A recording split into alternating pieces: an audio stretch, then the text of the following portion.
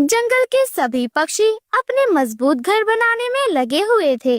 जंगल के सभी पक्षी बारिश शुरू होने से पहले पहले अपने नए घर बनाने की तैयारियां कर रहे थे। वही रानो चिड़िया जो अंडे देने वाली थी, उसकी हालत बहुत ज्यादा खराब थी। वह कैसे ही अपना घर बना सकती थी। रानो चिड़िया खुले आसमान में एक पेड़ पे बैठी हुई ये सोच रही थी, हे ऊपर वाले, मैं क्या करूं? जंगल के सभी पक्षी अपने अपने लिए घर बना रहे हैं, लेकिन मैं कैसे घर बनाऊं? मुझसे तो उठा भी नहीं जाता, ना ही दाना लेने जाया जाता है। भगवान जी कृपया मेरी मदद करें। ऐसे ही धीरे धीरे कुछ समय बीत जाता है। रानो चिड़िया पूरे 7 अंडे देती है। जंगल में बारिशें शुरू होने वाली है।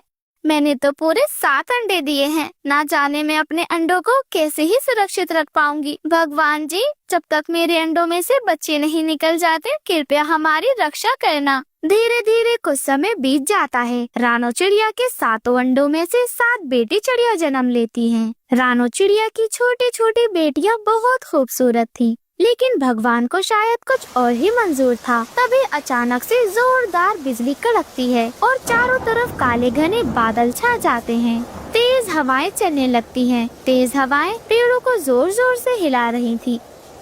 रानो चिड़िया अपनी बच्ची को खुले आसमान के नीचे लेकर बैठी हुई थी। वह बहुत ज्यादा डरी हुई थी।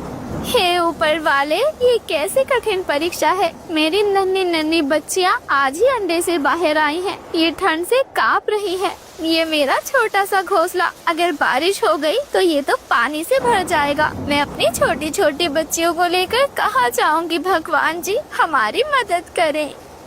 तभी अचानक से एक तेज हवा का झोंका आता है, जिससे रानो चिड़िया घोंसले समेत अपनी बच्चियों के साथ धड़ाम से नीचे गिर जाती है। नहीं, मेरा घोंसला, मेरी बच्चियों, अब हम यहाँ नहीं रुक सकते। हमें जल्दी से जल्दी यहाँ से भागना होगा। रानो चिड़िया की बच्ची अभी बहुत ज्यादा छोटी थी। वह तो उड़ भी नहीं पा रही थी। रानो चिड़िया अपनी बच्चियों को अपने पेट पर बिठाकर उड़ने लगती है।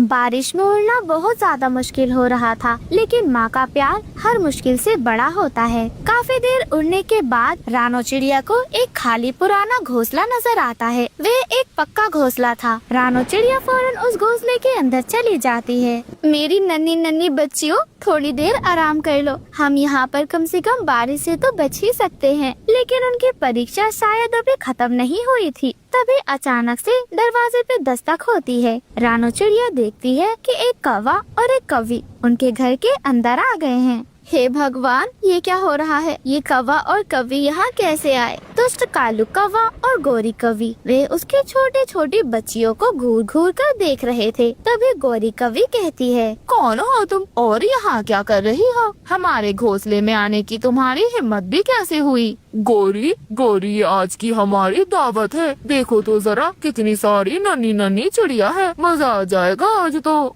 हाँ कालू जी, ये तो मैंने सोचा ही नहीं। छोटी छोटी चिड़ियों का शिकार तो हम जैसे कौवे भी कर लेते हैं। आप बिल्कुल सही कह रहे हैं। आज तो मजा ही आ गया।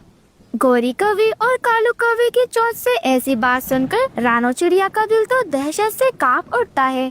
वह जानती थी कि वह दोनों बहुत ज्यादा शातिर और बुरे हैं। रानो चिड़िया उनके आगे गिड़गिड़ाने लगती है, नहीं कौवे भैया, कौवी बहन, ऐसा ना करें। मेरी बच्चियाँ अभी बहुत ज्यादा छोटी हैं। ये तो आज ही अंडे से बाहर आई हैं। कृपया आप इन्हें ना खाना। मैं आपके आगे पर जोड़ती हूँ। कृपया मेरी बच्चियों को छोड़ दो। अरे छोटी चिड़िया, क्या तुझे नहीं पता? ये तो जंगल का नियम है। क्या तू जंगल का नियम नहीं जानती?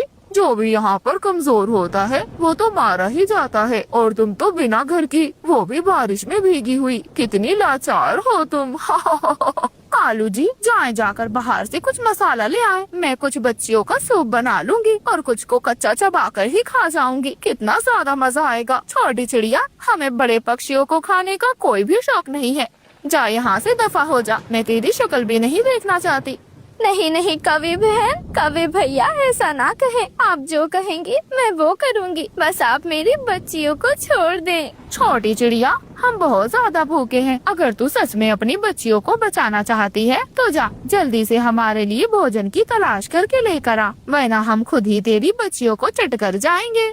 गोरी गोरी, तुम ये क्या कह रही हो? ये चिड़िया इतनी बारिश में कहाँ से भोजन लाएगी? सुन चिड़िया, अगर तू हमें रोजाना भोजन लाकर देती रहेगी तो तेरी बच्चियाँ सुरक्षित रहेंगी। अगर तूने हमें भोजन न लाकर दिया तो उसी दिन हम तेरी बच्चियों को खा जाएंगे। तू इस घोंसले में रह सकती है, लेकिन तुझे इसके बदले, अपनी बच्चियों की जान के बदले, तुझे हमें रोज रोज भोजन लाकर देना होगा। बता, अगर मंजूर है तो ठीक है, वरना तुझे यही पेड़ से गिराकर मार दूंगी और तेरी बच्चियों की भी दावत उड़ाऊंगी मैं। रानो चिड़िया की आंखों में आंसू आ जाते हैं। जंगल में बारिश बहुत तेज हो रही थी। ऐसे में वह बेचारी खाना कहाँ से ही लाती। लेकिन रानो चिड़िया जानती थी अगर वह कुछ नहीं कर पाई तो उसकी बेटियों को कालू कौवा और गोरी कौवी खा जाएंगे। ठीक है कौवे भैया, कौवी बहन, मैं आपके लिए खाना ढूंढ कर लाती हूँ, लेकिन जब तक मैं वापस ना लौटूं मेरी बच्चियों को तुम एक पर भी ना लगाना। ठीक है जा, लेकिन जल्दी वापस आना, हम बहुत ज्यादा भूखे हैं। कहीं ऐसा ना हो तुझे देर हो और हम तेरी बच्चियों की ही दावत उड़ा लें। क्यों कालू जी? हाँ, छोटी चिड़िया जल्दी जा और जल्दी आ। और फिर रानो चिड़िया वहाँ से तुरंत उड़ जाती है, लेकिन वह खाना लेने नहीं जाती, बल्कि वह जंगल में मदद मांगने के लिए उड़ जाती है। तभी उसको उल्लू बाबा का ख्याल आता है। उल्लू बाबा जंगल के सबसे समझदार पक्षी थे। वह फौरन उड़कर उल्लू बाबा के पास चली जाती है और उनसे भीख मांगती है। उल्लू बाबा, मेरी मदद करें, मैं आपसे अपनी बच्चियों की जान की भीख मांगती हूँ। वह दुष्ट कौवा और कौवी मेरी बच्चियों को अपने पास रखा हुआ है। अगर मैं उनके लिए खाना नहीं लेकर गई तो वो मेरी बच्चियों को खा जाएंगे। बेटी डरो मत, जंगल के पक्षी बहुत निर्दयी हैं, लेकिन तुम चिंता मत करो, ऐसे पक्षी ज्यादा दिन तक राज नहीं कर सकते। चलो मैं तुम्हारी मदद करता हूँ। उल्लू बाबा एक चील को जानते थे। वह फौरन चील को लेकर सीधे कालू कौवा और गोरी कौवी की ओर निकल जाते हैं। कालू कौवा और गोरी कौवी दोनों रानो चिड़िया का बेसब्री से इंतजार कर रहे थे। तभी वहाँ पर उल्लू बाबा और रानो चिड़िया चील के साथ वहाँ पर पहुँच जाते हैं। रानो चिड़िया की सातों बेटियाँ आराम से एक जगह पर बैठी हुई थी। वह डर से एक दूसरे से चिपकी हुई बैठी थी और ठंड से कांप रही थी। उनके अंदर बहुत दहशत और डर भरा हुआ था। तभी चील कालू कौवे और गोरी कौवी पर हमला कर देती है। कालू कौवा और गोरी कौवी की जान चली जाती है। रानो चिड़िया उन सभी का शुक्रिया अदा करती है। उल्लू बाबा, चील दी, अगर आज आप ना होते तो ना जाने मेरी बेटियों को क्या ही होता। शायद वे कौवा कौवी मेरी बच्चियों को खा गए होते। और फिर रानो चिड़िया उसी घर में हंसी खुशी अपनी सातों बेटियों के साथ रहने लगती है।